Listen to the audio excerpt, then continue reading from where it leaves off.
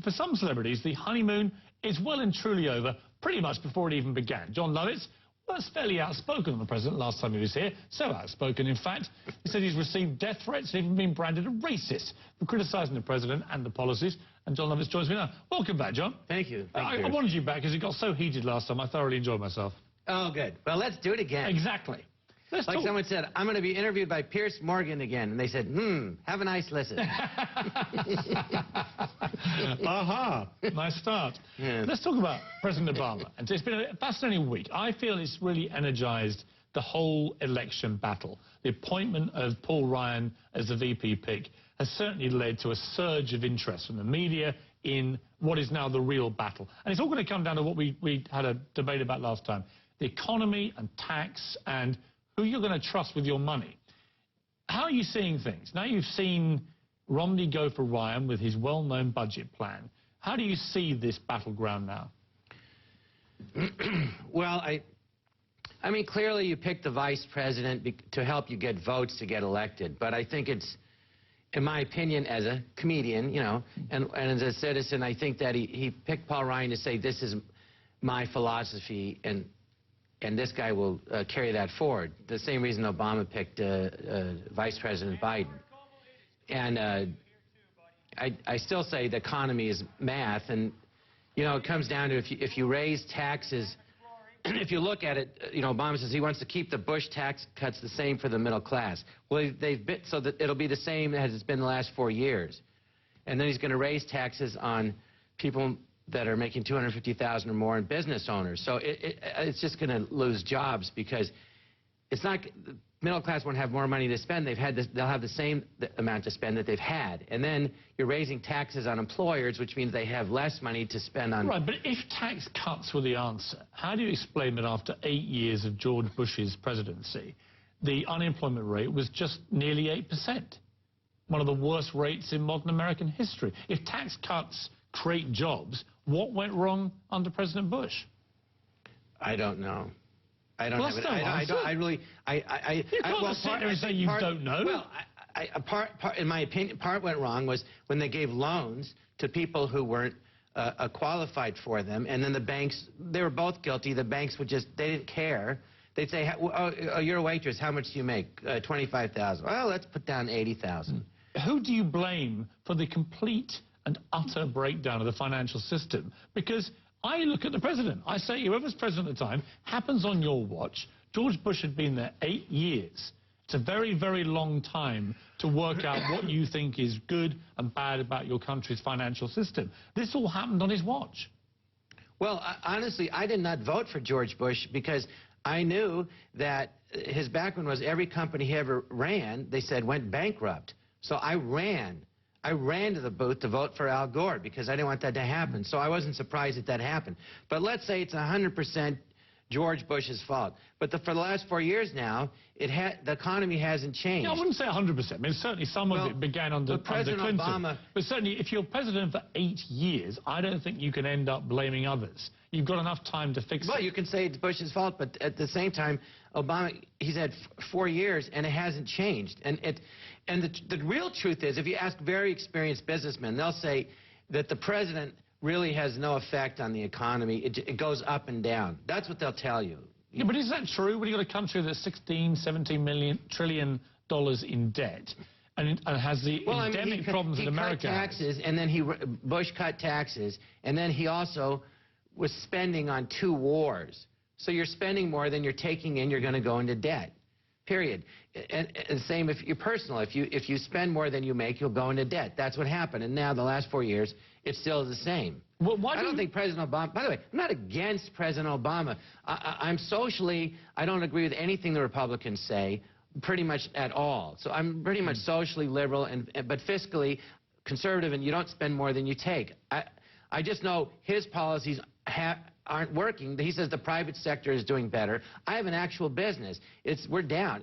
And every business I deal with, go to any business you work with or deal with, say, are you doing better? They say no. But most of the world is down. I mean, there is a massive global recession. You say you're not anti-Obama. You did tweet this. You said, I didn't build my business either, you tweeted. Photo is President Obama holding a Nobel Peace Prize with the words saying, Nobel Prize, you didn't earn that. Somebody else made that happen. Right. That's a joke.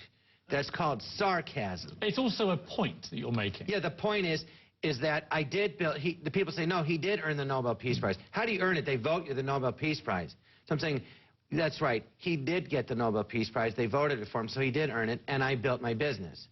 And the truth of the matter is, when I looked at the video, people said, you're misquoting him. Everybody misquoted him because you watch it and he says, you know, you worked hard, you worked smart, lots of people work smart, lots of people work hard, but there's roads and bridges, and that, you didn't build that. They left out that first word, that, you didn't build that, someone else made that happen. And everyone says, no, you took it out of context. But 2 days later, he released a video, the president, where he's saying, you know what, if you owned a business, it's because you worked hard and because you worked smart. I mean, it's insane to say if you work hard and smart, that has nothing to do with your success. Of course it does. You're lazy and you're stupid, you'll get ahead. Why, if you end up, though, being incredibly successful and you make millions and millions of dollars out of your success, why, if so many of your fellow countrymen are really suffering, and they have lost their jobs and their homes and so on, why would you not want to have a kind of moral duty to offer more, perhaps, as a percentage of your great success and wealth than those who have nothing? Why wouldn't you ideologically want to do that? Well, yes, ideologically you would, but... No, but you don't agree with that. Because, well, it's more of the way he... Yes, I don't agree with it. He says, you're not paying your fair share. I'd say, I'm paying more than my fair share. Half the country pays zero taxes. I'm at the level of at least 50% or more, and then I have deductions. And what I'm saying is I am paying my fair share. If he had said, look, you're working really hard, you're paying your fair share, but could you pay a little more, we need help. Okay, but he didn't say that. But what does it mean? It's the same thing. He represents... No, it isn't. It's putting someone on the defensive. You're just playing the wounded comedian here. I mean, come on. No, I'm not wounded. Get over yourself. He represents everybody, okay? And what he did was he took the 1% of the population in that bracket and throw them under the bus to get votes. And he's making... he's using them as a scapegoat. No, I don't think he is. He's making He absolutely is using them as a scapegoat. Whether he's right... saying that's why the economy... That's not why the economy's bad. Here's what I would say. What I think is the jury is out on whether the actual reality of taxing the super rich a lot more actually can save your economy. But in conjunction with other sensible policies, it could work. What I find odd about the Ryan plan in particular is it's such a dramatic cut in the income tax rates for everybody, including the rich. I don't hear people in America screaming for tax cuts. I hear them screaming for something that will get them back to work. It's a different scream. Well, here's the reality.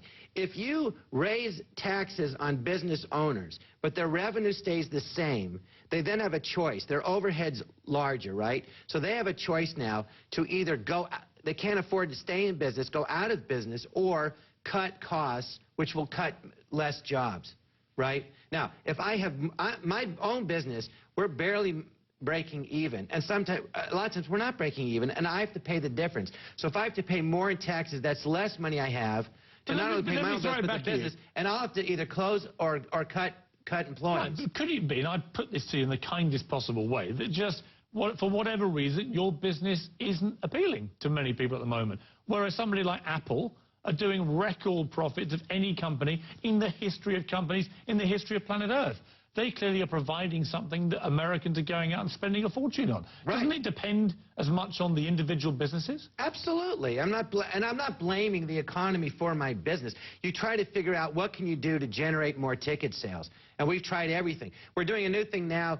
It was a comedy club network, the Jon Lovitz podcast theater, and we have this new thing called GoCast network.com, and it's like it's a live mobile television where anyone can take their and interactive. You can use your phone and download this application, and then you can interact live with people and do polls and different things. We're trying that. I'm investing in that. We're doing everything we can to survive. I'm not an expert, and I think Paul Ryan, I think they put it in things that are extreme. It's politics. I haven't seen the detail in the Paul Ryan plan about exactly how this works.